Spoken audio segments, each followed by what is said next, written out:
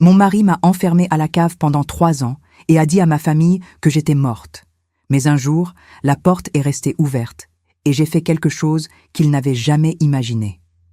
Dites-moi ce que vous en pensez, votre opinion est très importante et abonnez-vous à ma chaîne pour soutenir mon travail. Votre aide est très importante. L'odeur du pain frais a toujours été ma vie. Pendant 40 ans, je me suis levée avant le soleil pour pétrir la farine, allumer le four et accueillir les premiers clients de la boulangerie Saint-Joseph, rue des Lilas, à Lyon. Je m'appelle Armelle, j'ai 62 ans et je n'aurais jamais imaginé que ce mardi matin serait la dernière fois que je sentirais la chaleur du four sur mon visage. Tout a commencé quand j'ai trouvé ces papiers oubliés sur la table de la cuisine. Gérard était parti tôt au Hals, comme il le faisait tous les mardis, et j'étais en train de ranger les factures quand j'ai vu les relevés bancaires éparpillés. Mon cœur s'est glacé. Notre compte courant, que nous avons toujours géré avec tant de soin, était vidé petit à petit. J'ai senti mes mains trembler en feuilletant chaque page. Des retraits de 2 000, 3 000 euros, toujours signés par Gérard. Des virements vers un compte que je ne connaissais pas. En 6 mois, plus de 20 000 euros avaient disparu. 20 000 euros qui représentaient la sueur de toute une vie, les pièces comptées, les rêves mis de côté sou par sou. Je me suis assise sur la chaise de la cuisine, celle où nous prenions le café ensemble depuis 35 ans de mariage, et j'ai essayé de comprendre. Gérard a toujours été prudent avec l'argent, il ne dépensait jamais plus que nécessaire. Où allait tout cet argent? Pourquoi ne m'en avait-il pas parlé? Quand j'ai entendu le bruit de la clé dans la porte, mon estomac s'est noué. Il est entré en portant les sacs de farine, sifflant doucement, comme il le faisait toujours, quand il était de bonne humeur. J'ai regardé mon mari et j'ai essayé de trouver des signes d'inquiétude, de culpabilité, quoi que ce soit qui explique ces papiers devant moi. Gérard, j'ai appelé, ma voix sortant plus faible que d'habitude. Il faut que je te parle. Il s'est arrêté au milieu de la pièce, les sacs toujours sur les épaules. Dis-moi, Armelle, qu'est-ce qu'il y a? J'ai montré les relevés, mes mains tremblant tellement que le papier bougeait. Ces retraits, où va cet argent? J'ai vu la couleur disparaître de son visage. Pendant une seconde, j'ai pensé qu'il allait s'évanouir. Il a lâché les sacs par terre et est venu vers moi, mais pas pour me prendre dans ses bras. Ses yeux avaient une froideur que je n'avais jamais vue auparavant. « Tu n'aurais pas dû toucher à ces choses », a-t-il dit, sa voix différente, menaçante. « Comment ça, je n'aurais pas dû toucher? C'est notre argent, Gérard, c'est le travail de... toute une vie !» C'est alors qu'il m'a parlé de Colette. Une femme de 42 ans, cheveux noirs et sourire facile, qui vendait des légumes aux halles. Ils se sont rencontrés il y a 8 mois, quand elle a fait l'éloge des pains de notre boulangerie. Ils ont commencé à discuter, puis à se retrouver pour un café, jusqu'à ce que... « Je suis tombé amoureux, Armelle », a-t-il dit, sans une once de remords dans la voix. Pour la première fois depuis des années, je me suis senti vivant à nouveau. J'ai eu l'impression d'avoir reçu un coup de poing dans l'estomac. Et l'argent? Elle a des difficultés. Son ex-mari ne paie pas de pension, elle a un jeune enfant. Je ne faisais qu'aider. Aider. Le mot a résonné dans ma tête comme un coup de feu. Gérard dépensait nos économies, notre avenir, pour entretenir une autre femme et son enfant. Alors que je me levais tous les jours à 4 heures du matin, que je travaillais jusqu'à 8 heures du soir, que j'économisais sur chaque achat au marché. 35 ans de mariage, ai-je murmuré, sentant les larmes commencer à couler. 35 ans que j'ai consacrés à toi, à cette maison, à notre boulangerie. Tu ne comprends pas, a-t-il interrompu, faisant les 100 pas dans la cuisine. Avec Colette, c'est différent. Elle me fait me sentir important, elle m'écoute. Et moi, je ne t'écoute pas? Je ne te fais pas te sentir important? Gérard s'est arrêté de marcher et m'a regardé avec un dédain que je n'oublierai jamais. Tu es devenue une vieille aigrie, Armelle. Tu ne fais que te plaindre, que réclamer, que parler d'argent et de travail. Colette. Elle a encore de la vie, elle a encore des rêves. Chaque mot était comme un coup de couteau dans ma poitrine. Je me suis levée de la chaise, serrant les relevés contre ma poitrine, et j'ai senti une colère grandir en moi, une colère que je ne savais pas exister. 40 ans à travailler dans cette boulangerie, ai-je crié, ma voix résonnant dans toute la maison. 40 ans à me lever à l'aube, je n'ai jamais pris de vacances, je n'ai jamais acheté un nouveau vêtement sans penser à savoir s'il restait de l'argent. Et maintenant, tu m'appelles aigri parce que je veux savoir où sont nos économies? Nos économies? A-t-il ri, un son amer qui m'a glacé le sang. Cette boulangerie ne fonctionne que parce que je travaille. Toi, tu ne fais que rester derrière le comptoir à sourire aux clients. Ce fut la goutte d'eau qui a fait déborder le vase. 40 ans de ma vie résumés à rester derrière le comptoir à sourire. Comme si je n'étais pas celle qui contrôlait le stock, qui faisait les courses, qui connaissait le nom de chaque client et qui savait exactement comment ils aimaient leur pain. J'ai marché vers l'escalier qui menait à notre chambre, tenant toujours les papiers. J'allais faire une valise, j'allais chez ma sœur Catherine, j'allais réfléchir à ce que j'allais faire de ma vie après avoir découvert que mon mariage était un mensonge. Mais Gérard m'a suivi. « Où crois-tu aller ?»« Loin de toi, » ai-je répondu sans me retourner. C'est alors que j'ai senti ses mains dans mon dos. La poussée a été forte, beaucoup plus forte que je n'aurais imaginé que Gérard puisse donner. J'ai senti mes pieds s'emmêler sur la première marche de l'escalier, mes mains essayant de s'accrocher à la rampe en bois que je connaissais depuis tant d'années. Mais c'était inutile. Mon corps a dévalé les 15 marches comme une poupée de chiffon, chaque coup arrachant un gémissement de ma poitrine. Quand j'ai finalement arrêté de rouler, j'étais allongé sur le sol froid du couloir, ma tête battant avec une douleur que je n'avais jamais ressentie auparavant. Les relevés bancaires étaient éparpillés autour de moi comme des feuilles mortes. J'ai essayé de me lever, mais le monde tournait autour de moi, les murs semblaient onduler comme de l'eau. « Gérard !» J'ai appelé d'une voix faible, essayant de concentrer mes yeux sur la silhouette qui est apparue en haut de l'escalier. « Aide-moi. Je crois que je me suis cogné la tête. » Il a descendu les marches lentement, s'arrêtant à mes côtés. J'espérais qu'il me tendrait la main, qu'il m'aiderait à m'asseoir, qu'il courrait chercher de la glace pour la bosse que je sentais grossir sur mon front. Mais Gérard est resté là, à me regarder comme s'il calculait quelque chose. « Tu t'es cogné fort, en effet, » a-t-il dit, sa voix étrangement calme. « Tu es toute confuse. » J'ai essayé d'appuyer mes mains sur le sol pour me relever, mais tout tournait. Je sentais un goût de sang dans ma bouche et un vertige terrible. « Appelle.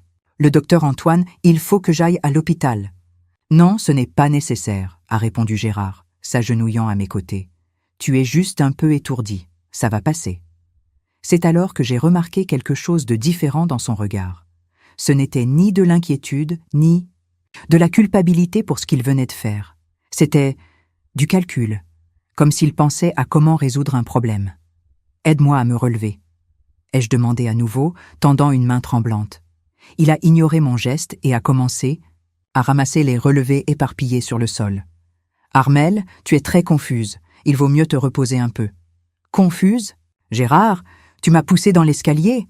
J'ai besoin d'un médecin. »« Tu es tombé, » a-t-il corrigé, rangeant les papiers dans sa poche.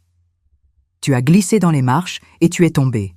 J'ai toujours dit que cet escalier était dangereux. » J'ai essayé de protester, mais les mots sortirent confus. Ma tête me faisait tellement mal qu'il était difficile de penser clairement. Peut-être qu'il avait raison, peut-être que j'avais vraiment glissé. Tout était si confus. Gérard m'a prise par les bras et m'a aidé à m'asseoir appuyée contre le mur. « Reste ici tranquillement pendant que je vais chercher un médicament pour ton mal de tête. » J'ai fermé les yeux, essayant de faire passer le vertige. Quand je les ai rouverts, Gérard était devant moi avec un verre d'eau et 2 comprimés blancs. « Prends ça, ça va te faire du bien. » J'ai avalé les médicaments sans poser de questions, faisant confiance à l'homme qui partageait mon lit depuis plus de 3 décennies. Ce n'est qu'après que j'ai réalisé que je ne reconnaissais pas ces comprimés. Ce n'étaient pas les mêmes que nous avions à la maison pour les maux de tête. En quelques minutes, j'ai senti une somnolence lourde envahir mon corps.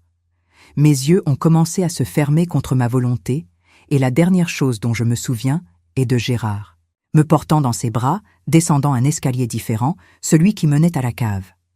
Quand je me suis réveillée, j'étais dans un lit improvisé fait de vieux matelas au sous-sol de notre maison.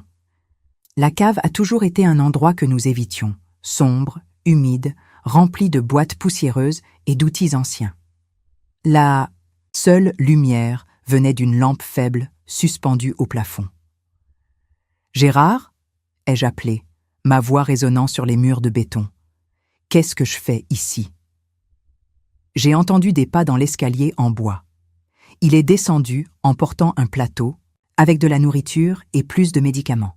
« Comment te sens-tu » a-t-il demandé, posant le plateau sur une table improvisée faite de caisses. Confuse. « Pourquoi m'as-tu amené à la cave? Je veux remonter dans notre chambre, Gérard. » S'est assis sur une vieille chaise qui devait être là depuis des années. « Armelle, tu es malade. Très malade. »« Malade? De quoi parles-tu? » La chute a été pire que je ne le pensais. Tu as des épisodes. Tu ne te souviens pas bien des choses, tu es confuse, parfois tu ne me reconnais même pas. J'ai essayé de me lever du lit, mais mes jambes étaient faibles. Ce n'est pas vrai, je me souviens de tout. Tu m'as poussée parce que j'ai découvert ton affaire avec Colette. Colette, a-t-il répété, comme s'il n'avait jamais entendu ce nom. Armelle, tu délires, il n'y a pas de Colette. J'ai senti un désespoir grandir dans ma poitrine.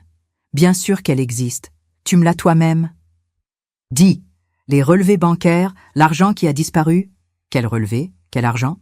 Gérard a secoué la tête avec une tristesse forcée. Ma chérie, tu vas très mal. Le médecin a dit que ça pouvait être des conséquences du choc à la tête. Quel médecin? Je ne suis allée voir aucun médecin. Il est venu ici, hier soir. Docteur Durand. Il a dit que tu avais besoin de repos absolu, dans un endroit calme et silencieux, jusqu'à ce que tu te rétablisses. Je savais qu'il mentait. Je connaissais tous les médecins de la ville et il n'y avait pas de docteur Durand. Mais la façon dont Gérard parlait, avec cette fausse inquiétude, me faisait remettre en question ma propre santé mentale. « Je veux remonter », ai-je insisté, essayant de me relever à nouveau. « Tu ne peux pas. Le médecin a été très clair. Toute agitation peut aggraver ton état. » Mon état? Gérard, qu'est-ce qui m'arrive? Il s'est levé et a marché vers l'escalier. Tu as une maladie grave, Armelle. Très grave. Le docteur. Durand a dit qu'on n'avait peut-être pas beaucoup de temps. J'ai senti mon sang se glacer. Quel genre de maladie? Quelque chose au cerveau. C'est pourquoi les confusions, les délires, c'est dégénératif. Je veux un deuxième avis. Je veux aller à l'hôpital. Tu ne peux pas sortir d'ici. Ton état est très délicat. Toute lumière forte, tout bruit peut provoquer des convulsions. Gérard a commencé à monter l'escalier, me laissant seul dans cette cave humide et sombre. C'est alors que j'ai entendu le bruit qui allait changer ma vie à jamais, le son d'une clé tournant dans la serrure. « Gérard !» ai-je crié, courant, au pied de l'escalier. « Pourquoi tu fermes la porte à clé ?»« C'est pour ta propre sécurité. » Sa voix est arrivée étouffée. « Pour que tu ne remontes pas et que tu ne te blesses pas pendant un épisode. » J'ai monté les marches en trébuchant, j'ai poussé la porte de toutes mes forces, mais elle n'a pas bougé d'1 centimètre. J'ai frappé les poings sur le bois jusqu'à ce que mes mains soient à vif. « Sors-moi de là, Gérard, pour l'amour. De Dieu, sors-moi de là !» Mais il n'y a pas eu de réponse. Seulement le bruit de ses pas s'éloignant sur le sol de la cuisine. Je suis retourné au lit improvisé, essayant de comprendre ce qui se passait. Est-ce que j'étais vraiment malade? Est-ce que j'avais imaginé la conversation sur Colette? Le vertige persistait et parfois les souvenirs semblaient un peu flous. Mais une chose était sûre, peu importe à quel point on est malade, personne ne mérite d'être enfermé dans une cave comme un animal. J'ai passé le reste de la journée à explorer ma prison. La cave était plus grande que je ne m'en souvenais, avec des coins sombres où je pouvais à peine voir. Sur un mur, j'ai trouvé une petite fenêtre, presque au niveau du sol, couverte de toiles d'araignée et de saleté accumulée depuis des années. J'ai nettoyé le verre avec la manche de mon chemisier et j'ai regardé dehors. Je pouvais voir un petit bout du jardin des voisins, la famille Dubois. Je les connaissais superficiellement, des gens simples qui saluaient toujours quand nous nous croisions dans la rue. Quand la nuit est tombée, j'ai entendu des pas à l'étage. Des voix. Gérard parlait à quelqu'un. « Comment va-t-elle » a demandé une voix féminine que je n'ai pas reconnue. « Elle empire de jour en jour » a répondu mon mari. Le médecin a dit que ça pouvait être une question de semaines. J'ai senti mon cœur s'arrêter. Il parlait de moi comme si j'allais mourir d'un moment à l'autre. « Pauvre elle » a dit la voix féminine. « Si jeune encore. Elle n'a même pas 65 ans. 65? J'en avais 62. Qui était cette femme qui ne connaissait même pas mon âge? Au moins, elle ne souffre pas, a continué Gérard. Les médicaments que le médecin a prescrits la maintiennent calme, sans douleur. Médicaments. Les comprimés étranges qu'il m'avait donnés après la chute. Ils n'étaient pas pour les maux de tête. Ils étaient pour me maintenir droguée, confuse, docile. À ce moment-là, dans une clarté soudaine qui a coupé le brouillard dans mon esprit, j'ai tout compris. Il n'y avait pas de maladie, il n'y avait pas de docteur Durand. Gérard me maintenait prisonnière dans la cave de ma propre maison, et il y avait une femme là-haut qui était clairement au courant de la situation. Une femme qui parlait comme si elle connaissait des détails intimes de ma prétendue condition médicale. Colette. Elle était dans ma maison, dans ma cuisine, discutant de ma situation comme si elle était la maîtresse des lieux. Et Gérard, mon mari, laissait faire. J'ai senti une colère grandir en moi, plus forte que n'importe quel médicament qu'ils pouvaient me donner. Peu importe ce qu'ils avaient prévu pour moi, je n'allais pas mourir dans cette cave comme un rat. J'allais trouver un moyen de sortir. De là, j'allais survivre. Le lendemain matin, je me suis réveillée avec le bruit de beaucoup de mouvements à l'étage. Des pas précipités, des meubles que l'on traînait, des voix étouffées que je n'arrivais pas à identifier. J'ai collé mon oreille au plafond, essayant de comprendre ce qui se passait. « Mets les fleurs là à côté », ai-je entendu Gérard dire. « Et fais attention à la composition principale, elle a coûté cher. » Des fleurs? Quelles fleurs? Mon cœur a commencé à battre plus vite quand j'ai entendu d'autres voix connues. C'était Madame Dubois, notre voisine du coin, et Monsieur Martin, de la boucherie. Que faisaient autant de gens dans ma maison? Pauvre Gérard, disait Madame Dubois, si jeune encore pour devenir veuf. Veuf? Le mot a résonné dans ma tête comme un cri. J'ai couru vers l'escalier et j'ai commencé à frapper à la porte de toutes mes forces. Je suis là, je suis vivante. Je ne suis pas morte, ai-je crié jusqu'à ce que ma gorge soit enrouée. Mais le bruit là-haut était tellement fort que ma voix s'est perdue.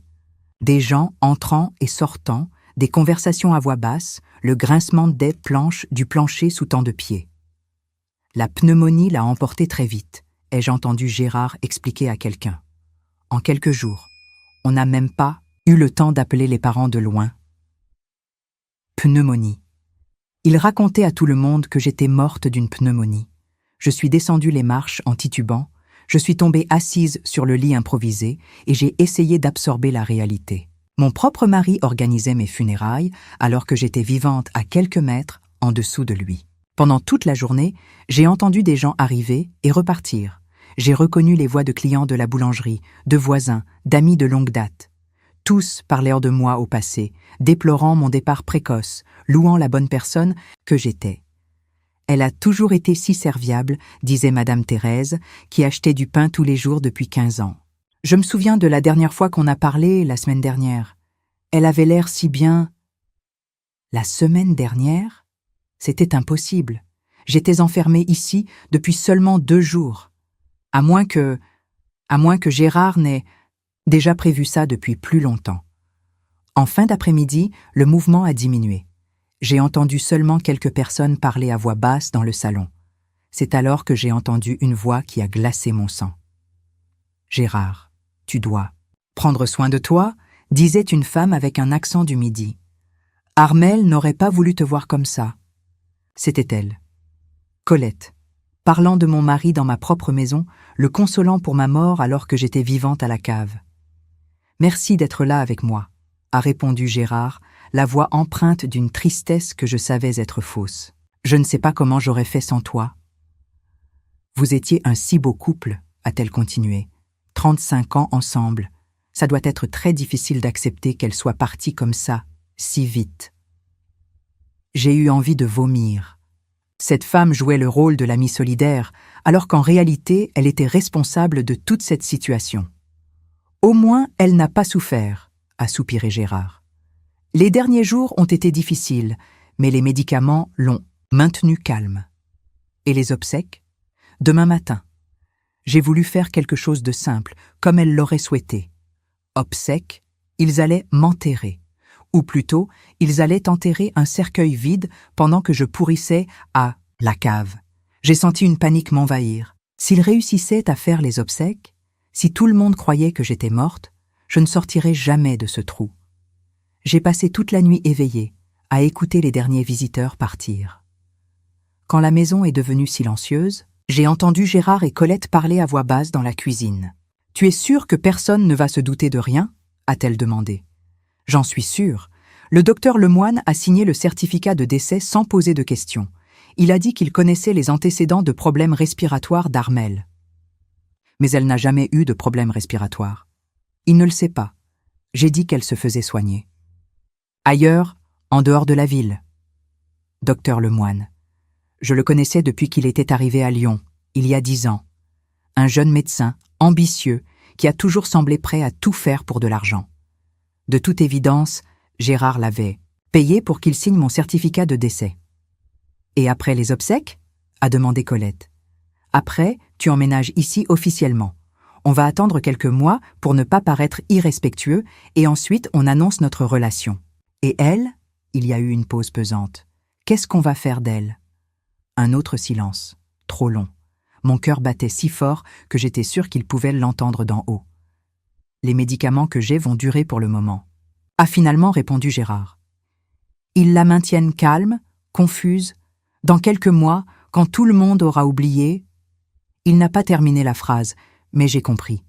Dans quelques mois, quand la poussière serait retombée, il me tuerait. Vraiment. Peut-être avec une overdose des médicaments. Peut-être en me laissant mourir de faim. De toute façon, je ne serais qu'un problème résolu. « Je n'aime pas ça, Gérard », a murmuré Colette. « Et si quelqu'un découvre ?» Personne ne découvrira. Elle est morte pour tout le monde. Demain, après les obsèques, officiellement, il n'y aura plus d'Armelle dans cette ville. Ils sont montés dans la chambre, dans ma chambre, me laissant seule avec l'horreur de cette réalité. Mon mari non seulement me trompait, il m'effaçait de l'existence. Le lendemain, je me suis réveillée avec le bruit de voitures s'arrêtant devant la maison. Les obsèques commençaient. J'ai collé mon oreille au plafond et j'ai entendu des gens arriver, saluer Gérard, offrir leurs condoléances.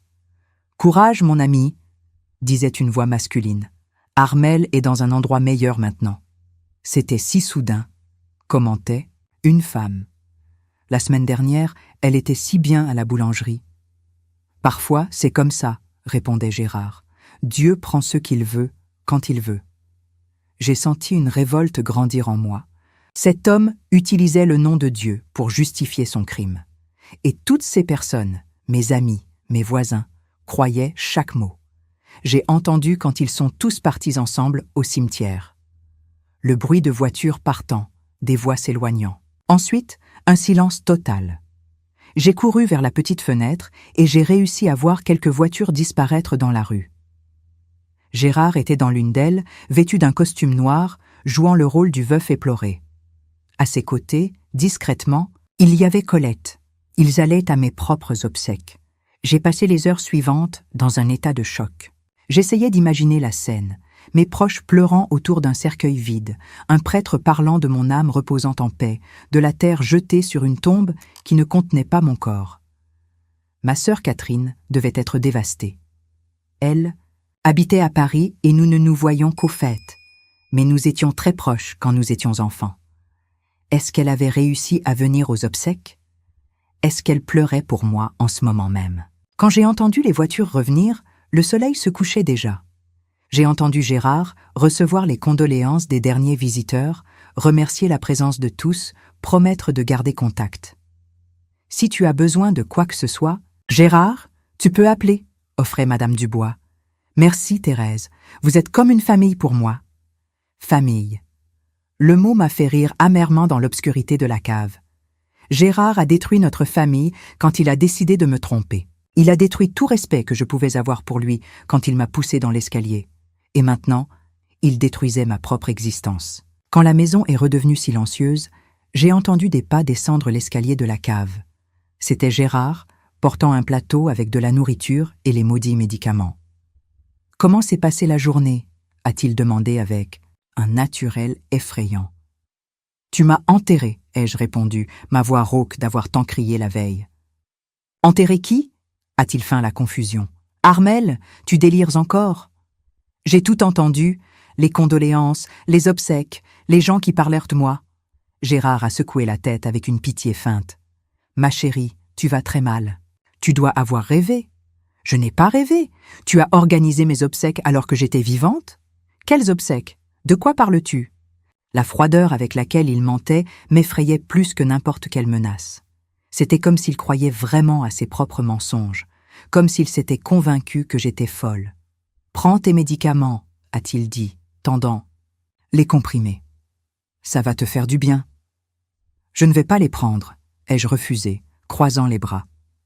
Si tu les prends, sa voix a changé de ton, ou tu n'auras pas de nourriture tant que tu ne décideras pas de coopérer. J'ai regardé la nourriture sur le plateau.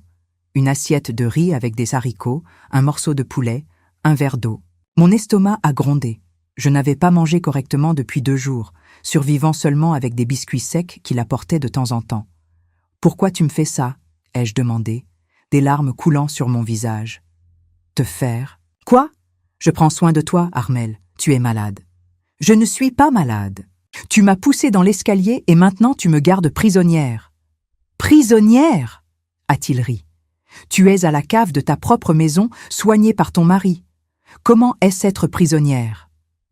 La logique déformée qu'il employait m'a laissé sans voix. Dans l'esprit de Gérard, il croyait vraiment faire ce qui était juste. Soit c'était un psychopathe accompli, soit il s'était tellement convaincu de sa propre version qu'il ne distinguait plus la réalité du fantasme. J'ai pris les médicaments et j'ai fait semblant d'avaler, les cachant sous ma langue. Quand il est monté, j'ai tout recraché et j'ai caché les comprimés dans une fissure du mur. Je n'allais plus rien prendre qu'il me donne. J'avais besoin de garder l'esprit clair pour trouver un moyen de m'échapper. Parce que maintenant j'étais officiellement morte. Et les personnes mortes ne peuvent pas demander de l'aide. À moins que quelqu'un ne découvre que j'étais encore vivante. 2 semaines se sont écoulées depuis mes obsèques. 2 semaines à vivre comme un fantôme dans ma propre maison, à écouter la vie continuer à l'étage pendant que je dépérissais dans l'obscurité. Gérard venait 3 fois par jour, matin, midi et soir, toujours avec le même plateau, les mêmes médicaments que je faisais semblant d'avaler et les mêmes mensonges sur ma supposée maladie. Mais c'est un jeudi que tout a changé. Je me suis réveillée avec le bruit de rire venant de la cuisine, des rires féminins que je n'avais pas entendus depuis longtemps. J'ai collé mon oreille au plafond et j'ai écouté Colette parler avec enthousiasme de quelque chose. « Mon amour, tu as vu comme Madame Dubois a été surprise quand elle m'a vue arriver avec les courses ?» Elle riait. « Elle a demandé si j'étais une parente à toi. »« Et qu'est-ce que tu as dit ?» a demandé Gérard. « Que je suis une amie qui t'aide à traverser ce moment difficile. J'ai dit que ce n'est pas bien qu'un homme reste seul après avoir perdu sa femme. » Perdre sa femme, comme si j'avais simplement disparu, comme une clé qui se perd au fond du sac à main. « Elle a cru à l'histoire ?» a demandé Gérard. « Complètement. Elle a même fait l'éloge de mon dévouement. Elle a dit qu'Armel serait heureuse de savoir que tu as une amie si serviable. » Ils ont ri ensemble, et se sont m'a coupé comme un couteau. Les voilà, dans ma cuisine, utilisant ma vaisselle, dormant dans mon lit, pendant que je pourrissais au sous-sol comme un animal en cage. Pendant les jours suivants, j'ai commencé à remarquer des changements dans la maison. D'après les sons qui arrivaient jusqu'à la cave, j'ai compris que Colette s'installait définitivement. Je l'ai entendue réorganiser des placards, changer, des meubles de place, faire des commentaires sur comment améliorer la décoration. « Ce rideau du salon est très vieux », a-t-elle dit un après-midi. « Et ce canapé, Armel n'avait pas très bon goût, n'est-ce pas ?»« Tu peux changer ce que tu veux », a répondu Gérard. « C'est ta maison maintenant. » Sa maison. Ma maison était devenue sa maison en quelques semaines. 40 ans de vie, de souvenirs, de chaque meuble choisi avec soin, tout était effacé pour faire place au goût d'une étrangère. C'est alors que j'ai entendu la nouvelle qui a glacé mon sang. « Mon amour, » a dit Colette un matin, « il faut que je te dise quelque chose. »« Dis. »« Je suis enceinte. » Le silence qui a suivi a semblé durer une éternité. J'ai senti mon cœur s'arrêter. Enceinte. La femme qui avait détruit mon mariage, qui vivait dans ma maison pendant que je dépérissais à la cave, portait maintenant un enfant de mon mari. « Tu es sûr ?» a finalement demandé Gérard, la voix tremblant d'émotion. « J'ai fait 3 tests, tous positifs. Je suis presque à 2 mois. 2 mois. Elle était déjà enceinte avant même qu'on me pousse dans l'escalier. Combien de fois se sont-ils rencontrés dans ma maison pendant que je travaillais à la boulangerie? Combien de fois se sont-ils moqués de moi pendant qu'ils planifiaient mon avenir? Mon Dieu, a murmuré Gérard. Un enfant, j'en ai toujours rêvé. J'en ai toujours rêvé. Les mots ont résonné dans ma poitrine comme un écho douloureux. Pendant toutes les années de mariage, nous avons essayé d'avoir des enfants. J'ai suivi des traitements, des examens humiliants, des années d'espoir et de frustration, et maintenant, il allait avoir un enfant avec elle. Pendant que j'étais enterrée vivante dans ma propre cave. Ce sera un garçon, a continué Colette. J'en suis sûre. Et quand il naîtra, je raconterai à tout le monde que c'était un miracle. Qu'après t'avoir perdu, Dieu t'a béni avec une nouvelle famille. Nouvelle famille. Comme si je n'étais qu'un chapitre terminé dans sa vie. Une page tournée, un obstacle retiré du chemin du bonheur. Dans les jours suivants, j'ai entendu Colette faire des projets pour le bébé. Elle parlait de transformer mon ancien bureau en chambre d'enfant, d'acheter de nouveaux meubles, de comment elle allait décorer. Chaque mot était un coup de poignard dans ma poitrine. « On va avoir besoin de plus d'espace », a-t-elle commenté. « Cette pièce que vous utilisiez comme débarras serait parfaite pour la chambre de bébé. » Pièce que nous utilisions comme débarras.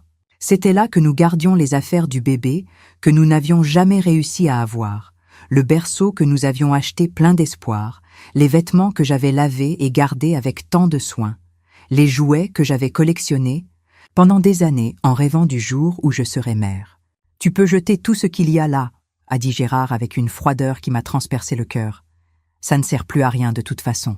Ça ne sert plus à rien, comme tous nos rêves, toutes nos tentatives, tout l'amour que j'ai mis dans cet espoir d'être mère. » Un après-midi, pendant qu'il sortait pour ce qui a semblé être une consultation médicale, j'ai réussi à entendre une conversation de voisinage à travers la petite fenêtre de la cave.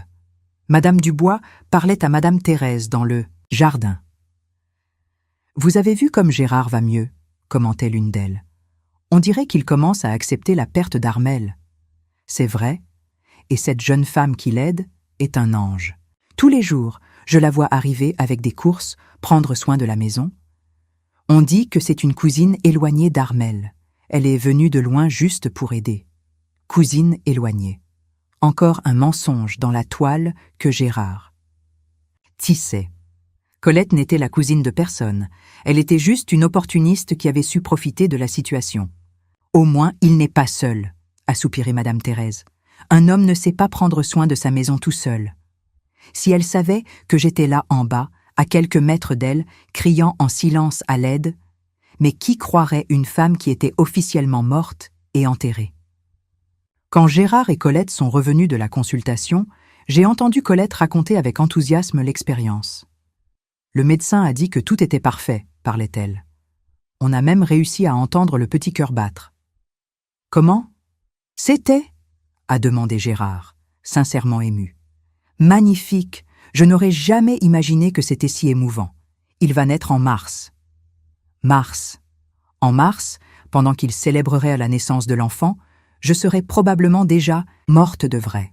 Parce que plus le temps passait, plus il devenait clair que Gérard n'avait pas l'intention de me maintenir en vie indéfiniment. Les médicaments qu'il apportait devenaient plus forts. Même en faisant semblant de prendre, je sentais les effets résiduels, vertige, confusion, faiblesse croissante. Il devait augmenter la dose, préparant mon corps pour la fin.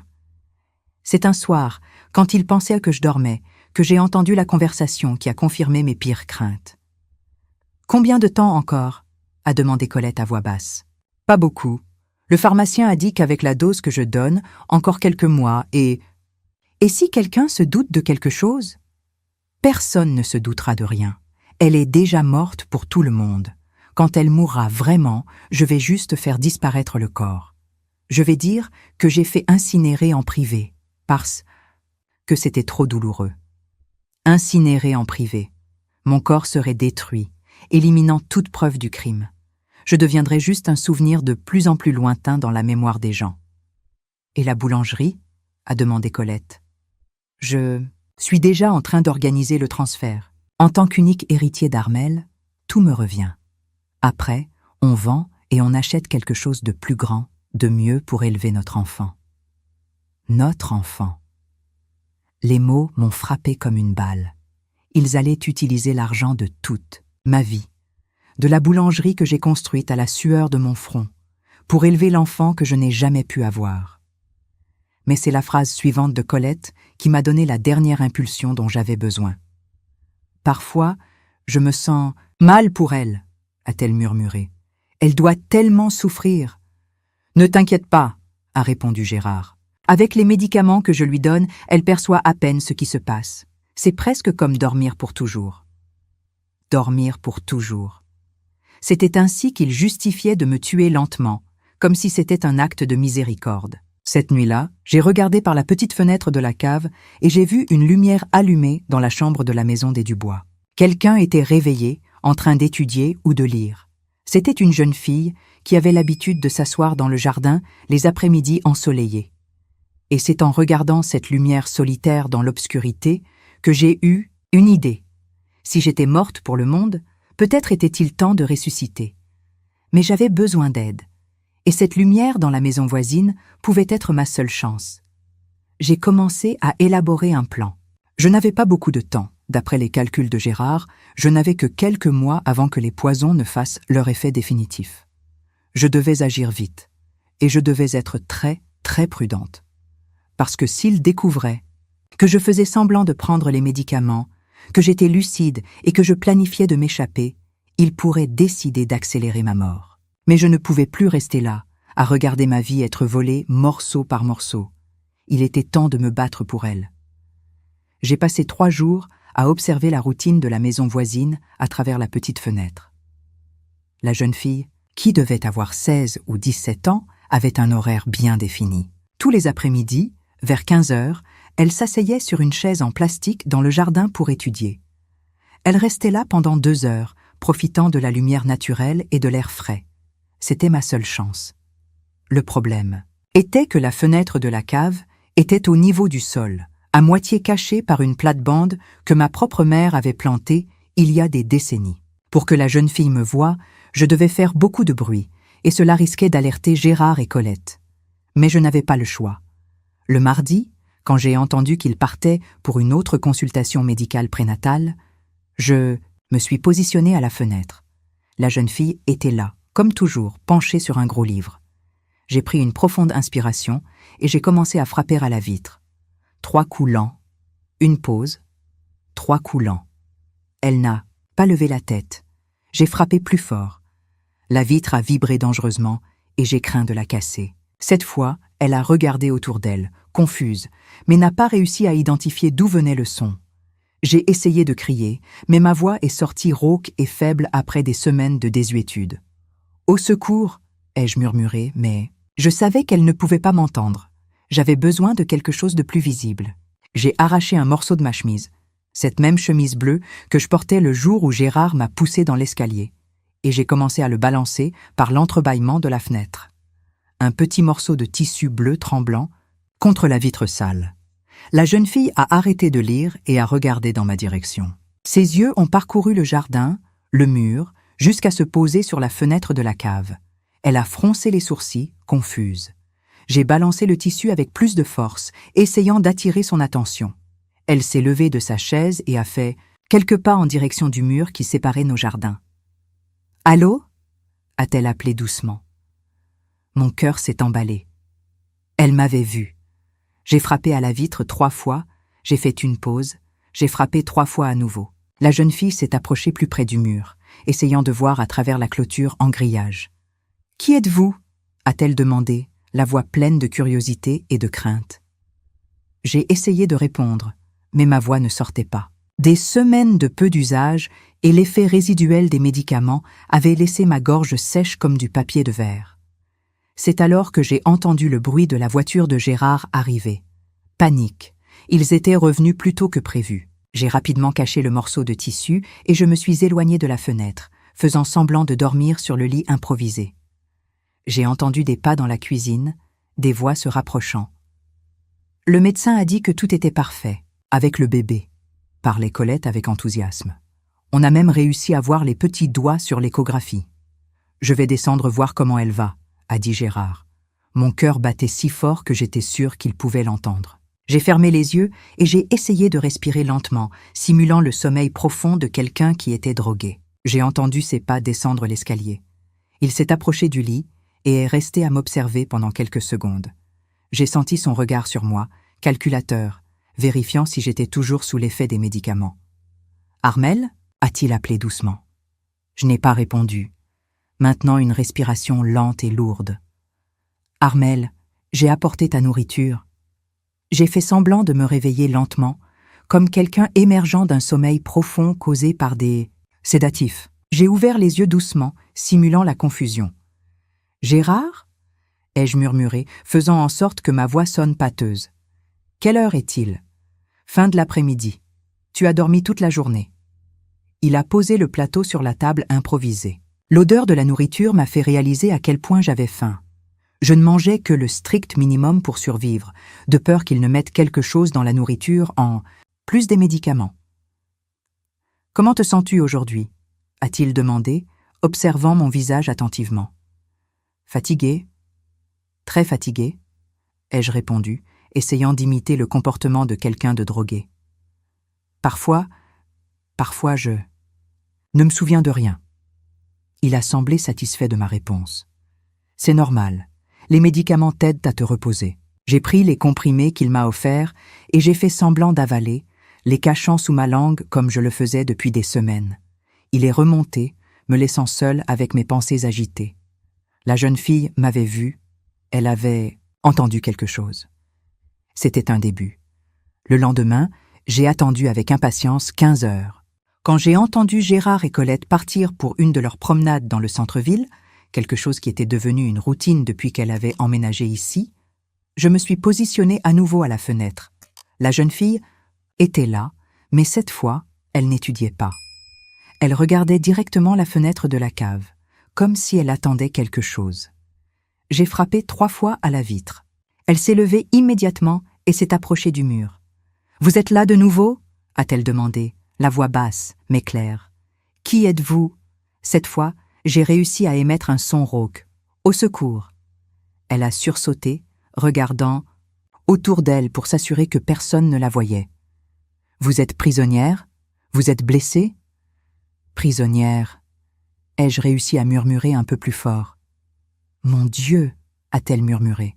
« Où êtes-vous exactement » J'ai frappé à la vitre pour indiquer mon emplacement. « Dans la cave de la maison de Monsieur Gérard » a-t-elle demandé, incrédule. « Mais il est veuf. Sa femme est morte le mois dernier. »« Non, morte !»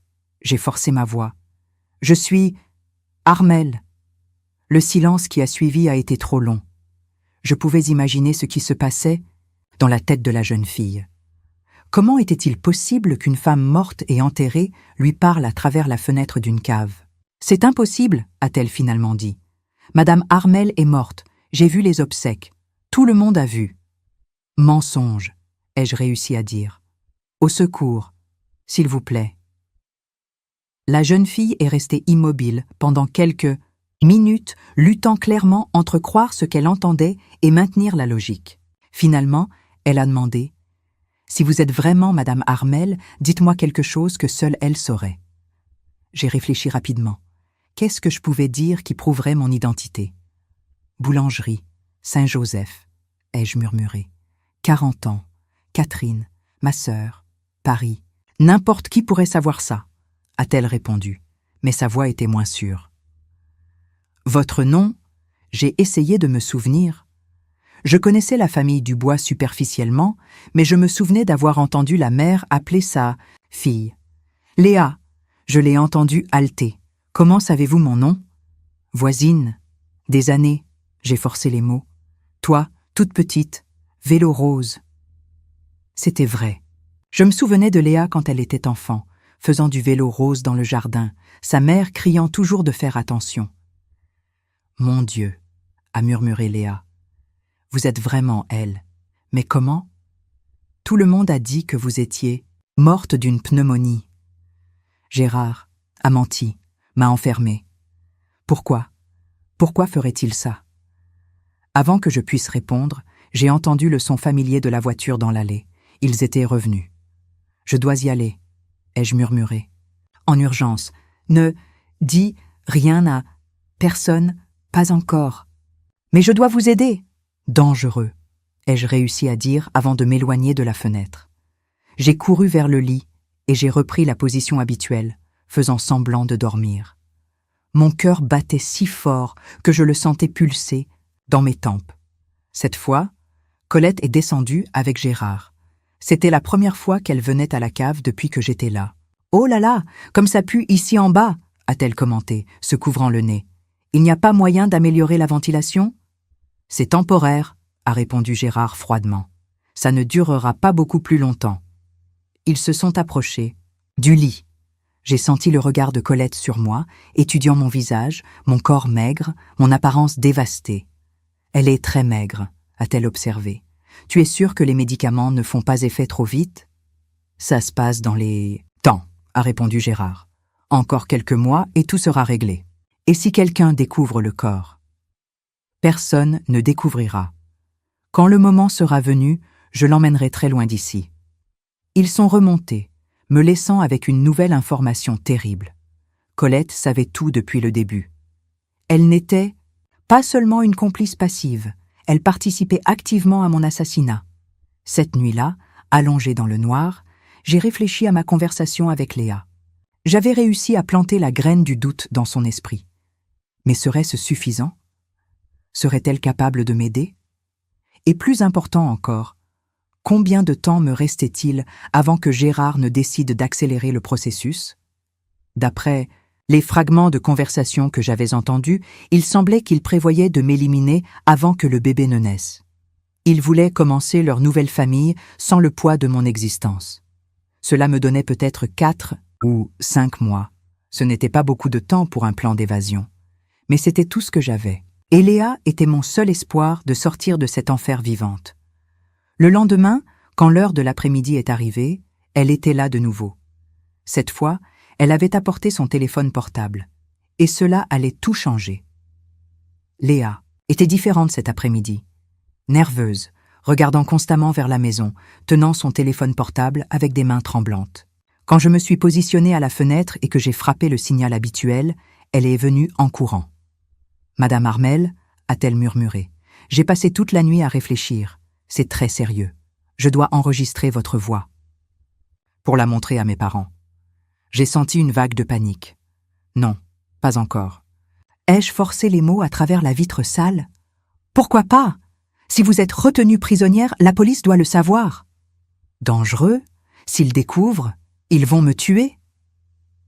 Léa est restée silencieuse pendant un moment, absorbant la gravité de la situation. Mais je ne peux pas simplement faire comme si je ne savais rien. J'ai besoin de preuves, ai-je réussi à dire. Ils vont tout nier. Quel genre de preuves? C'était une question qui m'a fait réfléchir. Qu'est-ce que je pouvais offrir comme preuve que j'étais vivante, à part ma propre voix? Gérard avait été très prudent. Mon certificat de décès était réel. Il avait payé le docteur Lemoine pour le signer. Mes obsèques avaient eu lieu avec des témoins. Pour tout le monde, j'étais morte et enterrée. « Documents », ai-je murmuré. Dans le bureau, tiroir fermé à clé, relevé bancaire, prouve, il a volé de l'argent. Où se trouve ce bureau? 2e étage, porte à côté de la chambre. Léa a froncé les sourcils. Comment je vais entrer dans sa maison? C'est une violation de domicile. Elle avait raison. Je demandais à une adolescente de commettre un crime pour m'aider, mais je ne voyais pas d'autre solution. Ils sortent, tous les après-midi, promenade, 1 heure, ai-je expliqué avec difficulté. Et s'ils m'attrapent? Tu peux dire que tu es venu rapporter quelque chose? Léa est restée pensive. Quel genre de chose? Un plat, une casserole, n'importe quoi. Les voisines s'empruntent toujours des choses. Elle a hoché la tête lentement. C'était un plan risqué, mais plausible. Les voisins s'empruntaient toujours des choses les uns aux autres. Si elle était attrapée, elle pouvait dire qu'elle rapportait quelque chose que sa mère avait prêté à l'ami de M. Gérard. Et si le tiroir est vraiment fermé à clé? Clé sur l'armoire, j'ai toujours gardé là. C'était vrai. Pendant toutes les années de mariage, j'ai gardé la clé du tiroir des documents importants au même endroit, sur l'armoire en bois, à l'intérieur d'une boîte à musique que ma mère m'a donnée quand je me suis mariée. « Madame Armel !» a dit Léa après un long silence. « Pourquoi votre mari vous fait-il ça ?» La question m'a frappée de plein fouet. Comment expliquer à une jeune fille de 17 ans la complexité de la trahison, de la cupidité, de combien un homme peut changer quand il trouve ce qu'il pense être une vie meilleure? Une autre femme, ai-je réussi à répondre. Enceinte, ils veulent, mon argent, ma maison. Il vous a poussé dans l'escalier? Oui, après, m'a enfermée ici, a fait semblant que j'étais morte. Mon Dieu, a-t-elle murmuré. Depuis combien de temps êtes-vous ici? Des mois? Je ne sais pas. Combien? En réalité, je savais exactement. 2 mois, 1 semaine et 3 jours. Je comptais chaque matin, chaque repas, chaque dose de médicaments que je faisais semblant de prendre. Mais ma notion du temps se brouillait avec le manque de lumière naturelle et la routine monotone. « Je vais vous aider », a dit Léa avec détermination. « Demain, quand ils sortiront, je vais entrer dans la maison et prendre ces documents. »« Fais attention », ai-je alerté. « S'ils découvrent… » « Je vais faire attention, je promets. » Cette nuit-là, j'ai à peine réussi à dormir. Léa était disposée à m'aider, mais si quelque chose tournait mal?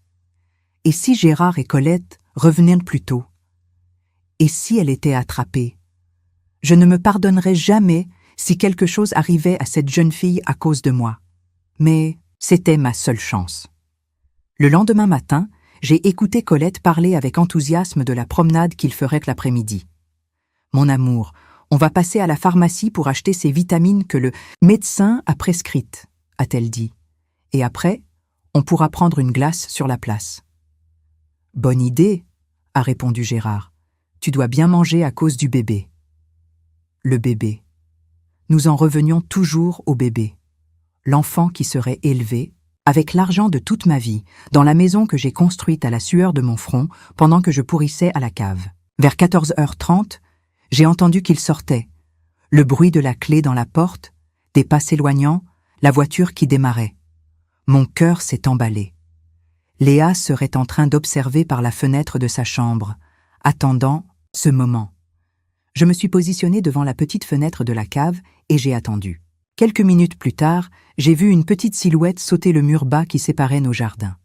Léa était vraiment venue. Elle s'approcha de la porte arrière de ma maison, celle qui donnait sur la buanderie, où j'avais l'habitude d'étendre le linge les dimanches ensoleillés. À ma grande surprise, la porte n'était pas verrouillée. Gérard a toujours été négligent avec les portes arrière, affirmant que personne ne volerait une maison à la campagne. Léa entra et disparut de ma vue. Pendant les 20 minutes suivantes, j'ai attendu en agonie, imaginant qu'elle montait les escaliers, cherchait le bureau, essayait de trouver le bon tiroir. Puis j'ai entendu un bruit terrible, le son de la voiture qui revenait. Mon sang s'est glacé. Ils étaient revenus beaucoup plus tôt que prévu. Léa était toujours à l'intérieur de la maison. J'ai entendu des voix dans la buanderie. « J'ai oublié mon portefeuille », disait Gérard. « Juste 1 minute. Je vais rester dans la voiture », répondait Colette. « J'ai des nausées. » Des pas dans la cuisine. Gérard était entré. Et Léa était là-haut, dans le bureau, sans aucun moyen de s'échapper. J'ai frappé désespérément à la vitre, essayant de faire suffisamment de bruit pour alerter Léa, mais pas trop pour que Gérard ne le remarque. 3 coups, pause, 3 coups. C'était notre code. J'ai entendu d'autres pas. Gérard montant l'escalier. Mon cœur s'est arrêté quand j'ai entendu sa voix. « Qui est là ?» Silence. Puis, la voix tremblante de Léa. « Excusez-moi, monsieur Gérard, c'est moi, Léa, de la maison d'à côté. »« Qu'est-ce que tu fais dans ma maison ?» Ma mère m'a demandé « De vous rapporter ça », a-t-elle dit, et j'ai pu entendre le son de quelque chose de métallique. Un moule à cake que madame a prêté à votre ami. Moule à cake. Léa avait réfléchi vite. Quel ami? A demandé Gérard, méfiant. La dame qui habite ici. Ma mère a dit qu'elle l'avait empruntée la semaine dernière. Il y a eu un long silence. Très long. Mon esprit tournait, imaginant Gérard calculer si l'histoire de Léa avait du sens. La prochaine fois, frappe à la porte d'entrée, a-t-il dit finalement, et n'entre que si quelqu'un te le dit. Oui, monsieur, excusez-moi. J'ai entendu des pas descendre l'escalier. Léa avait réussi à se sortir de cette situation, mais avait-elle réussi à prendre les documents? Quelques minutes plus tard, j'ai entendu Gérard ressortir, la voiture démarrer, des voix s'éloigner.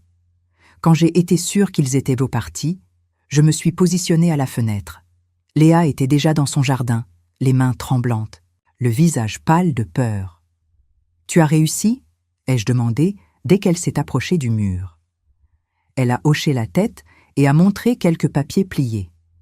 J'ai pris tout ce qu'il y avait dans le tiroir. Des relevés bancaires, quelques lettres, un carnet avec des notes. Mon cœur a bondi de soulagement. Il s'est douté de quelque chose? Je ne sais pas. J'ai raconté pour le moule à cake. Je crois qu'il a cru. Merci, ai-je murmuré, sentant des larmes couler sur mon visage. Tu m'as sauvé la vie. Pas encore, a répondu Léa. Maintenant, je dois comprendre ce qu'il y a dans ces papiers. Et je dois convaincre mes parents. Elle a rangé les documents dans sa chemise et a couru à l'intérieur de la maison. Cette nuit-là, quand Gérard est descendu avec ma nourriture, j'ai remarqué qu'il était différent, plus attentif, plus méfiant. Il est resté à m'observer plus longtemps que d'habitude. « Comment te sens-tu aujourd'hui » a-t-il demandé. « Pareil. Toujours » ai-je répondu d'une voix pâteuse, faisant semblant d'être droguée. « Tu n'as entendu aucun bruit aujourd'hui après-midi? Des voix? Des pas ?» Mon cœur s'est emballé, mais j'ai gardé une expression vague. « Non? Pourquoi? Rien? Je demandais juste. » Il m'a donné les médicaments et est remonté, mais j'ai pu sentir que quelque chose avait changé. Gérard commençait à se douter de quelque chose, et cela signifiait que mon temps était compté. Léa avait les documents qui pouvaient prouver mon histoire. Mais serait-ce suffisant? Et plus important encore, réussirait-elle à convaincre les adultes avant que Gérard ne décide de m'éliminer définitivement? Parce que maintenant, j'étais sûre d'une chose. Il savait que quelque chose n'allait pas. Et les hommes désespérés font des choses désespérées. 3 jours se sont écoulés depuis que Léa a pris les documents. 3 jours sans nouvelles? D'elle, sans communication.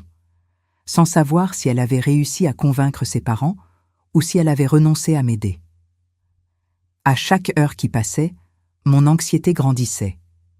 Gérard avait changé. Il descendait à la cave plus souvent, m'observait plus longtemps, posait des questions étranges. Le lundi, il est arrivé avec une dose de médicaments plus forte que la normale. « Aujourd'hui, tu dois prendre 3 comprimés, » a-t-il dit, tendant une main pleine de pilules blanches. « Pourquoi ?» ai-je demandé, faisant semblant d'être confuse. « Ton état s'aggrave. Le médecin a augmenté la dose. » Je savais que c'était un mensonge. Il n'y avait pas de médecin. Il n'y en a jamais eu. Il essayait d'augmenter la quantité de drogue dans mon système, peut-être en me préparant pour la dose finale. J'ai fait semblant d'avaler les 3 comprimés, mais cette fois, il était plus difficile de les cacher. 2 sont tombés par terre quand j'ai essayé de les recracher après qu'ils soient remontés. J'ai dû les trouver dans l'obscurité et les cacher avec les autres dans la fissure du mur. Le mardi, j'ai entendu une conversation qui m'a glacé le sang. « Je suis inquiète », a dit Colette pendant le petit déjeuner. « Et si quelqu'un découvre ?»« Personne ne découvrira », a répondu Gérard, mais sa voix ne sonnait pas aussi confiante qu'avant. Cette jeune fille de la maison d'à côté, elle, était ici à l'intérieur. Et si elle a vu quelque chose? Elle n'a rien vu, elle était à l'étage. Quand même, je n'aime pas ça. Je crois qu'il vaut mieux accélérer les choses. Accélérer les choses. Les mots ont résonné dans mon esprit comme une sentence de mort. « Tu as raison », a convenu Gérard après une pause. « Il vaut mieux régler ça vite. On ne peut pas prendre de risques maintenant que le bébé arrive. Combien de temps? Quelques jours. Je vais augmenter la dose graduellement pour que ça ait l'air naturel. Quelques jours. Je n'avais plus que quelques jours à vivre. Cet après-midi-là, quand l'heure habituelle de notre communication est arrivée, je me suis positionnée à la fenêtre avec le cœur battant. Léa devait être là. Elle devait avoir des nouvelles. Elle était dans le jardin, mais pas seule. Il y avait un homme avec elle, grand, barbe grisonnante, expression sérieuse. J'ai reconnu Monsieur Antoine. Dubois, son père. Léa a fait un signe discret dans ma direction et a chuchoté quelque chose à son père. Il a regardé la fenêtre de la cave, incrédule. « Madame Armel » a-t-il appelé doucement. « C'est bien vous » ? « Au secours » ai-je réussi à répondre, ma voix rauque d'émotion. « S'il vous plaît, aidez-moi. » Monsieur Antoine s'est approché plus près du mur, analysant la situation. « Ma fille m'a montré des papiers qu'elle a trouvés chez vous. Des relevés bancaires, des notes. Est-ce vrai que votre mari détournait de l'argent ? » ?»« Oui, pour sa maîtresse, Colette. Elle habite ici maintenant. »« Et il vous a poussé dans l'escalier ? » ?»« Oui, m'a enfermée ici, a fait semblant que j'étais morte, a organisé de fausses obsèques. » Monsieur Antoine a échangé un regard grave avec sa fille. « C'est très sérieux, Madame Armel. On va appeler la police tout de suite. »« Non !» ai-je réussi à crier plus fort que d'habitude. « Ils vont me tuer s'ils découvrent. »« Comment ça ? J'ai entendu, en train de parler, ils vont accélérer. »« Ma mort ? Quelques jours ?» Léa a couvert sa bouche, horrifiée. « Papa, il faut faire quelque chose maintenant. »« Calme-toi, » a dit Monsieur Antoine, réfléchissant rapidement. « Il faut un plan. On ne peut pas simplement envahir la maison. Et s'il nie tout ? Et s'il change Madame de place ?» Il avait raison. Gérard était malin. Si la police apparaissait, sans preuve suffisante, il trouverait un moyen de me cacher ou d'accélérer ma mort avant que quiconque puisse me trouver. « Quand est-ce qu'ils sortent ?» a demandé Monsieur Antoine. « Tous les jours, 3 heures, promenade. Et il reste combien de temps dehors ? 1 heure, parfois plus. » Il a hoché la tête. « Demain, quand ils sortiront, je vais entrer dans la maison avec ma femme et 2 autres témoins. On va tout filmer, documenter votre état, et là seulement on appellera la police avec des preuves irréfutables. » C'était un bon plan, mieux que tout ce que j'aurais pu imaginer. « Vous pensez pouvoir tenir encore un jour ?»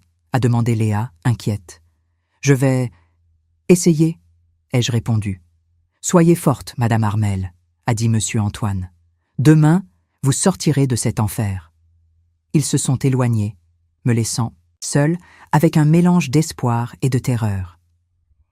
Il ne restait plus qu'1 jour. 1 jour pour ma libération ou pour ma mort. Cette nuit-là, Gérard est descendu avec un plateau différent. En plus de la nourriture habituelle, il y avait un biberon, avec un liquide laiteux. « Qu'est-ce que c'est ?» ai-je demandé. « Un complément nutritionnel ?» a-t-il répondu. « Tu es très faible. Tu dois reprendre des forces. » Mensonge. Ce liquide devait être chargé de sédatifs, probablement la dose qu'il avait l'intention d'utiliser pour me tuer.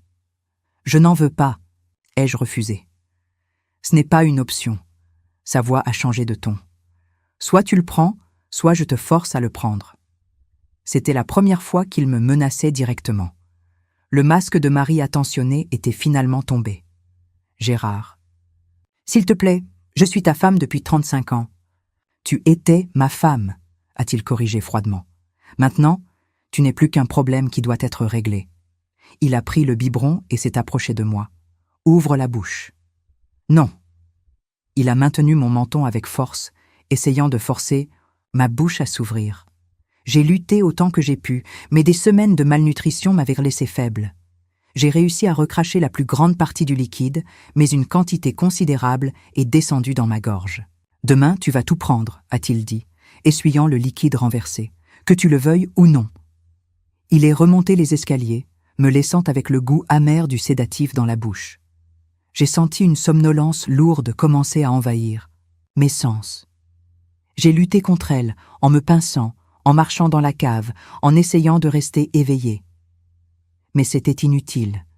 Quoi que ce soit qui se trouvait dans ce liquide était plus fort que ma volonté. Mes yeux ont commencé à se fermer contre ma volonté. Je me suis endormie avec une pensée terrifiante. Et si je ne me réveillais pas à temps pour le sauvetage? Je me suis réveillée avec des voix alarmées venant d'en haut. Il faisait encore sombre, mais d'après les voix, il semblait être le milieu de la matinée. Ma tête me faisait mal, et j'avais l'impression d'avoir dormi pendant des jours. Le saignement a augmenté, disait Colette, la voix tendue. Allons à l'hôpital, a répondu Gérard. Maintenant. Et elle? Elle devra attendre. Le bébé? Et plus important. Bébé. Colette avait des problèmes de grossesse. Ils allaient sortir, probablement rester dehors pendant des heures. C'était ma chance. J'ai entendu qu'ils partaient précipitamment. La voiture démarrait, des voix s'éloignaient. Quand j'ai été sûre qu'ils étaient repartis, je me suis traînée jusqu'à la fenêtre. C'était dimanche. Monsieur Antoine avait dit qu'il viendrait le mercredi. Il restait encore 3 jours. Mais je n'avais pas 3 jours. Le liquide que Gérard m'avait forcé à boire faisait encore effet. Je me sentais faible, étourdie, confuse. S'il revenait de l'hôpital avec une dose plus forte, j'ai frappé à la vitre désespérément. 3 coups, pause, 3 coups. Le code que Léa connaissait. Personne n'est apparu. J'ai frappé plus fort, jusqu'à sentir la vitre se fêler. Cette fois, j'ai entendu une voix. « Madame Armel ?» C'était Léa. « Vous allez bien ?»« Hôpital ?» ai-je réussi à dire. « Colette. Problème. »« Ils sont sortis ?»« Oui, je ne sais pas. Quand ils reviennent. »« Je vais appeler mon père tout de suite. » Elle a couru à l'intérieur de la maison. 15 minutes plus tard, elle est revenue avec ses parents et 2 autres personnes que je n'ai pas reconnues. « Madame Armel, » a appelé Monsieur Antoine, « on va entrer dans la maison maintenant. Vous pouvez nous indiquer comment arriver à la cave, cuisine, porte à côté du réfrigérateur, escalier en bois. La porte est verrouillée? Toujours. Clé. La clé est sur le crochet. Mur de la cuisine. Ils ont disparu de ma vue. Quelques minutes plus tard, j'ai entendu des voix dans la cuisine, des pas s'approchant de la porte de la cave. Le son de la clé tournant dans la serrure a été la musique la plus belle que j'ai jamais entendue.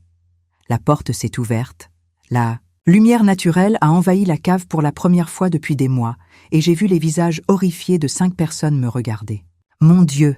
a murmuré Madame Marie, la mère de Léa. « Qu'est-ce qu'ils vous ont fait ?» J'ai essayé de me lever, mais mes jambes ne m'ont pas soutenue. Monsieur Antoine a descendu les escaliers en courant et m'a soutenue. « Tout va bien, madame ?»« Armel, » a-t-il dit, sa voix empreinte d'émotion.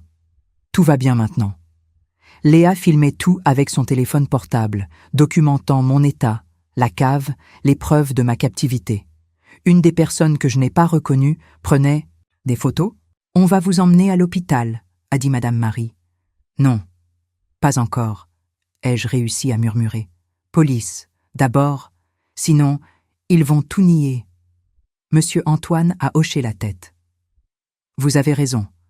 Léa, appelle la police, maintenant. Pendant que nous attendions, ils m'ont aidé à monter dans la cuisine.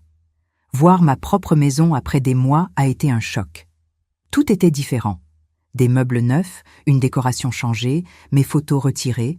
C'était comme si je n'avais jamais existé. Mais maintenant, j'étais de retour, et j'allais obtenir justice. La police est arrivée 20 minutes plus tard. 2 voitures, 4 policiers, et l'expression d'incrédulité que je m'attendais déjà à voir. Comment expliquer à quelqu'un qu'une femme morte et enterrée était assise dans sa propre cuisine, vivante et respirante? « Madame, » a dit le sergent Dubois, s'agenouillant à mes côtés, « pouvez-vous me donner votre nom complet ?»« Armel Santos Lemoine, » ai-je répondu d'une voix encore rauque. 62 ans, propriétaire de la boulangerie Saint-Joseph, marié à Gérard Lemoine depuis 35 ans. Mais, madame, selon nos registres, vous êtes décédée il y a 2 mois d'une pneumonie aiguë. Mensonge, ai-je répondu, sentant une force grandir en moi. Mon mari m'a poussée dans l'escalier, m'a droguée et m'a retenue prisonnière à la cave pendant qu'il faisait semblant que j'étais morte. Le policier a échangé des regards avec ses collègues. C'était une histoire impossible à croire. « Nous avons des preuves », est intervenu Monsieur Antoine, remettant les documents que Léa avait pris. Des relevés bancaires montrant qu'il a détourné plus de 20 000 € pour entretenir sa maîtresse. Des notes de lui sur les médicaments et les dosages. « Et nous avons tout filmé », a ajouté Léa, montrant son téléphone portable. L'état dans lequel nous l'avons trouvé dans la cave, les conditions de sa captivité. Le sergent a examiné les papiers pendant que d'autres policiers descendaient pour inspecter la cave. Quand ils sont revenus, leurs visages étaient graves. Il y a des signes clairs d'habitation prolongée au sous-sol, a rapporté l'un d'eux. Un lit improvisé, des restes de nourriture, des flacons de médicaments sans ordonnance. « Où est le mari de madame maintenant » a demandé le sergent. « À l'hôpital » ai-je répondu. « Sa maîtresse, Colette, est enceinte. Elle a eu des complications. » « Colette, comment ?» Je ne connais pas son nom de famille. Elle vendait des légumes aux halles. Le sergent a pris des notes et a appelé des renforts par radio. Nous allons devoir localiser ce couple en urgence. Et nous allons devoir emmener madame à l'hôpital. Pour un examen médical. Je veux d'abord aller au cimetière, ai-je demandé. Au cimetière ? Je veux voir ma propre tombe. Le voyage au cimetière était surréaliste. Moi, qui aurais dû être morte depuis 2 mois, assise sur la banquette arrière d'une voiture de police, allant visiter ma propre sépulture. Léa a insisté pour venir avec moi, me tenant la main pendant tout le trajet. Quand nous sommes arrivés, au cimetière municipal, un petit groupe s'était déjà formé. La nouvelle Carmel Lemoine était vivante, s'était rapidement répandue dans la petite ville. J'ai reconnu quelques visages, des clients de la boulangerie, des voisins, des personnes qui avaient pleuré à mes obsèques. Ma tombe était là, avec la pierre tombale simple que Gérard avait fait faire. Armelle Santos Lemoine, 1960-2024. Épouse aimée, repose en paix. Épouse aimée, ai-je murmuré, sentant une rage amère grandir dans ma poitrine. Repose. En paix. Madame Armelle ? Une voix familière m'a appelé. C'était Madame Dubois, ma voisine depuis 20 ans. Elle s'est approchée doucement, comme si elle voyait un fantôme. « C'est bien vous ?»« C'est moi, Thérèse. » Elle a fondu en larmes, me serrant fort dans ses bras. Mon Dieu, comment est-ce possible ? Nous avons vu le cercueil, nous avons assisté aux obsèques. Le cercueil était vide, ai-je expliqué. Gérard a simulé ma mort pendant qu'il me retenait, prisonnière à la cave. La foule qui s'était formée a commencé à murmurer, incrédule. Bientôt, d'autres personnes sont arrivées, attirées par la confusion. En une demi-heure, la moitié de la ville savait que j'étais vivante. C'est alors que nous avons vu la voiture de Gérard arriver au cimetière. Il était revenu de l'hôpital et était probablement rentré chez lui en premier. Il a trouvé la porte ouverte, des signes que quelqu'un était venu, la cave vide. Il a dû paniquer et venir me chercher à l'endroit le plus logique, où j'étais censée être enterrée. La voiture s'est arrêtée brusquement près du portail. Gérard est sorti en titubant, le visage pâle comme un mort vivant. Colette n'était pas avec lui. Quand il m'a vu debout à côté de ma propre tombe, entouré de policiers et de voisins, il a été pétrifié. « Impossible », a-t-il murmuré, s'approchant lentement. « Tu étais... morte ?» ai-je complété, regardant dans les yeux de l'homme qui avait été mon mari pendant plus de 3 décennies. « Je l'étais bien, Gérard. Au moins pour toi. »« Armelle, je peux expliquer ?»« Expliquer quoi ? Comment tu m'as poussé dans l'escalier ? Comment tu m'as drogué et enfermé à la cave ? Comment tu as organisé mes obsèques pendant que je... criais à l'aide au sous-sol ? » La foule autour de nous est restée dans un silence absolu. C'était comme assister à une scène de film. « Vous ne comprenez pas, » a tenté Gérard, sa voix désespérée. « Vous étiez malade, confuse.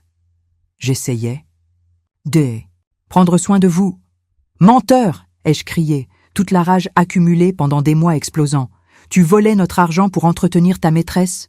Quand je l'ai découvert, tu m'as poussé dans l'escalier et tu as décidé qu'il serait plus facile de me tuer que d'en affronter les conséquences. » Le sergent Dubois s'est approché de Gérard.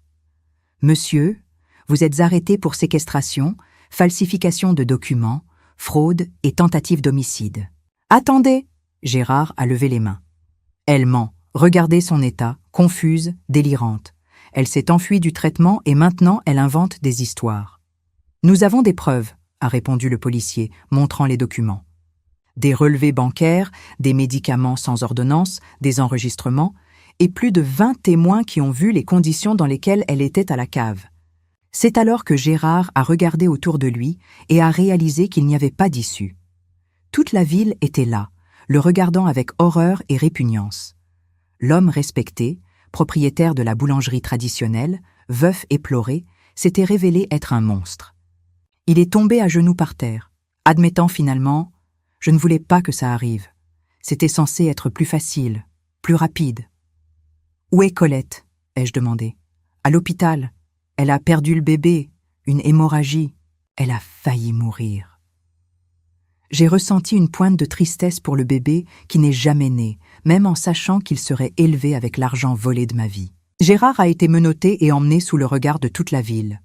Avant de monter dans la voiture de police, il s'est tourné vers moi une dernière fois. « Armelle, tu me pardonnes ?» J'ai regardé cet homme qui avait été toute ma vie, qui avait partagé mon lit pendant plus de 3 décennies, qui avait essayé de me tuer pour être avec une autre. Et j'ai ressenti rien. Ni rage, ni amour, ni pitié. Juste un vide immense là où il y avait autrefois un mariage. « Tu es déjà mort pour moi, » ai-je répondu. « Tu es mort le jour où tu m'as poussé dans cet escalier. » 3 mois plus. Tard, j'étais assise sur la véranda de la maison de ma sœur Catherine à Paris, en train de boire du thé et de regarder l'animation de la rue. Mon corps s'était bien remis. Les médecins ont dit que c'était un miracle de ne pas avoir de séquelles permanentes des sédatifs. La maison de Lyon avait été vendue pour payer les frais de justice et les dommages et intérêts. La boulangerie aussi. Gérard a écopé de 12 ans de prison. Colette, considérée comme complice, a écopé de 6 ans. Léa me rendait visite tous les mois. Elle avait réussi le concours d'entrée à l'école de journalisme et disait toujours que je l'avais inspirée à chercher la vérité, aussi impossible qu'elle puisse paraître. « Comment vous sentez-vous maintenant ?» m'a-t-elle demandé lors d'une de ses visites. « Renaissante », ai-je répondu en souriant. « Littéralement. La vie d'avant ne vous manque pas ?» J'ai réfléchi à la question. La boulangerie, l'odeur du pain frais, les clients que j'aimais bien me manquaient. Mais Gérard, la routine étouffante, la vie que j'ai découverte être un mensonge, ne me manquèrent pas. « Tu sais, Léa, » ai-je dit en regardant le ciel bleu, de Paris. J'ai passé 62 ans à vivre pour les autres. Pour mon mari, pour la boulangerie, pour les attentes de tout le monde. Maintenant, pour la première fois de ma vie, je vis pour moi. Et qu'est-ce que vous voulez faire? Tout ce que je n'ai jamais pu faire. Voyager, étudier, rencontrer de nouvelles personnes. Découvrir qui est Armelle quand personne n'attend rien d'elle. 3 ans plus tard, à 65 ans, j'ai obtenu mon diplôme de psychologie. Mon mémoire portait sur la violence domestique et l'isolement social. Aujourd'hui, je travaille dans un centre de soutien aux femmes victimes de violences, aidant d'autres femmes qui ont vécu des situations similaires à la mienne.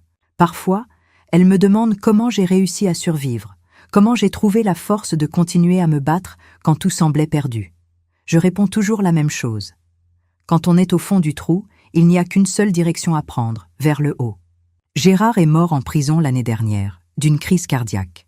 Je ne suis pas allée à ses funérailles. Pour moi, il était mort depuis longtemps. Léa est devenue journaliste et a écrit un livre sur mon histoire. C'est devenu un best-seller national. Tout l'argent a été donné à des organisations qui aident les femmes victimes de violences. Et moi, je suis vivante. Vraiment vivante pour la première fois depuis des décennies. Certaines personnes me demandent si je suis en colère d'avoir perdu tant d'années de ma vie. Je réponds que je n'ai rien perdu. J'ai appris. J'ai appris qu'il n'est jamais trop tard pour recommencer. J'ai appris qu'il vaut mieux être seul qu'avec quelqu'un qui te fait du mal. J'ai appris que le courage vient parfois dans les moments les plus sombres. Mais surtout, j'ai appris que tant qu'il y a de la vie, il y a de l'espoir. Et j'ai beaucoup de vie devant moi. Aujourd'hui, quand je me présente à de nouvelles personnes, je dis « Je m'appelle Armelle, j'ai 65 ans, et voici ma deuxième. » Vie. Parce que la première s'est terminée dans cet escalier, il y a 3 ans. Celle-ci est complètement nouvelle, et elle n'appartient qu'à moi.